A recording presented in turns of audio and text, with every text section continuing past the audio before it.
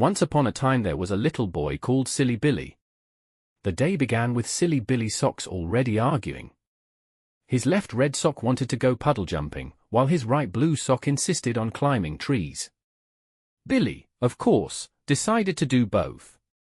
Mum sighed as she tied his dungaree straps, muttering something about a walking laundry basket with opinions.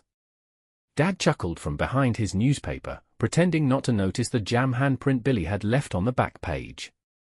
Today was special. Billy was off to visit Grandad. Grandad's shed was famous in the family, not for tools, not for spiders, not even for the squeaky slippers he sometimes left at the door. No, Grandad's shed was famous because it was locked. And in Billy's world, a locked shed was as suspicious as a biscuit tin that rattled. When Billy arrived, Gran greeted him with a hug that smelled of lavender and lemon drizzle cake. "Your Grandad's in the shed," she whispered, eyes twinkling. "Best not disturb him unless you're ready for clouds." Billy's eyes widened. Clouds? In a shed? Surely clouds belonged in the sky, not next to the lawnmower. He tiptoed across the garden, Sulky the cat trailing behind with the air of someone about to file a complaint. Jock the cockerel strutted along too, crowing, "I'll get to the bottom of this." "I always do." Grandad opened the shed door just a crack. A puff of mist escaped, curling like steam from a teacup. "Ah, Billy," Grandad said with a grin. "You've come on just the right day. Would you like to see my collection?" Inside, shelves lined the walls, each holding glass jars. And inside each jar, clouds. Small, fluffy ones. Long, wispy ones. Even a stormy one that rumbled faintly, like a tummy after too much trifle. Billy gasped. "You've caught the sky." Grandad chuckled. "Not caught, lad. Collected. Each cloud holds a memory. A story. A bit of silliness that refuses to blow away." Sulky sneezed. Jock crowed. Billy grinned. The adventure had begun. Grandad lifted a jar from the shelf. Inside swirled a pinkish puff that fizzed like lemonade. "This," he said, "is the Cloud of Giggles. Collected the day your dad slipped on a bar of soap while trying to impress your mum with his athletic dishwashing." Billy giggled. Did Mum laugh? Oh, she laughed so hard she nearly dropped the pudding. Your dad, however, claimed he was testing gravity. Grandad unscrewed the lid. The cloud whooshed out, filling the shed with bubbles of laughter. Billy doubled over, clutching his tummy. Even Sulky's whiskers twitched, though he quickly pretended it was a sneeze. Jock, of course, laughed so loudly he nearly toppled off the workbench. Billy's giggles turned into hiccups. "Hic hic." "It's contagious." Grandad nodded. That's the thing about laughter. Once it escapes, it refuses to go back in the jar, rather like politicians' promises. Gran poked her head in, smiling. "Don't let him open the cloud of snoring. We'll never get your dad off the sofa again."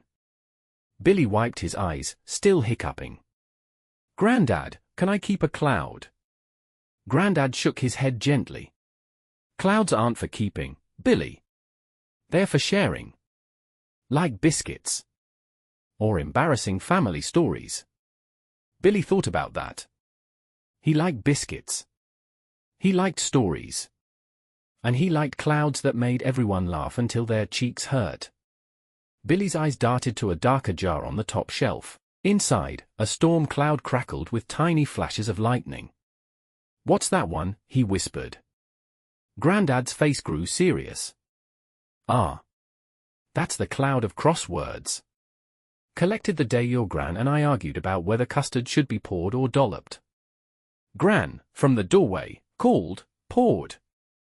Grandad muttered, "Dolloped," before continuing. "We had thunder in the kitchen that day. But do you know what happened after the storm?" Billy shook his head. "We laughed. We realized the argument was sillier than a chicken in a bowler hat." Jock puffed up. "I'd look splendid in a bowler hat." Grandad unscrewed the jar just a little. A rumble filled the shed, and a tiny bolt zapped the spade in the corner. Sulky leapt onto a shelf, tail bristling. Billy's hair stood on end, making him look like a dandelion clock. Storms happen, Grandad said, screwing the lid tight again. But they pass. And sometimes they leave the air fresher than before. Billy nodded slowly. He thought about the times he'd argued with Mum about bedtime, or with Dad about broccoli. Maybe storms weren't so bad if they ended with hugs. Besides, Grandad added with a wink, custard tastes the same either way, unless you burn it. Then it tastes like politics. Finally, Grandad reached for a jar that glowed softly, like moonlight in a bottle. This one, he said, voice gentle, is the cloud of memories. It holds all the little moments that make life sweet, your first steps, your grand stories, the time Sulky got stuck in the biscuit tin. Sulky hissed indignantly. Grandad opened the jar, and the shed filled with a silvery mist. Images floated in the air, Billy as a baby, Dad chasing him round the garden, Mum reading bedtime stories, Gran baking, Jock crowing proudly on the fence. Billy's eyes shone. It's like the sky remembers everything. Grandad nodded. Exactly. Clouds drift, but they never really disappear. They carry our laughter, our storms, our love. And when we share them, the memories stay alive. Billy reached out, catching a wisp of cloud in his hand. It tickled his palm before vanishing. He grinned. I'll make my own cloud one day. Grandad chuckled. You already are, Billy. Every silly adventure, every mismatched sock, it's all part of your cloud. Gran clapped her hands. Now, who wants lemon drizzle cake? Jock crowed, I do.